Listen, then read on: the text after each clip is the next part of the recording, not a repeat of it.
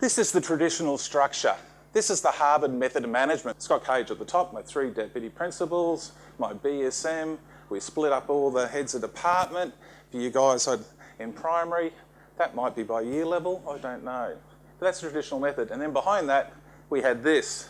And this really doesn't change this bit. It just gives the responsibility. And what was important, one of the critical factors for us is to work out exactly what the role of our master teacher and our GR teacher, how they worked with our STLAN and worked with our deputies. This is SWIG. With my leadership team, we looked at our teaching and learning audit at that time, and we said, what do we need to move our school together? And this was really important. So we usually used to have school improvement working groups. This is the traditional meeting I used to have. This is from me. Fortnightly meeting with the head of department. We used to do that all the time, but it didn't really move my school forward. No, it's just monitoring what we already do. You've got to challenge if you're going to move your school forward. This is what I've got now, and you'll see what the difference is in a minute. This is all the meetings running in my school. Whole staff meetings, 15 minutes. I believe teachers have got a degree. Someone told me that once, and they should be able to read. So why should I stand up and tell them? So that's another way of looking at our meeting cycle, and there's something that's really important in here. Each one of these is a communique, which goes out to everybody, and everybody is supposed to read every communique, because the last thing you want is an ivory tower in your school. And we also use the red and yellow cards from HPT. Our meetings have gone from about 2.5 hours down to 3/4 of an hour, and we're getting a lot more done.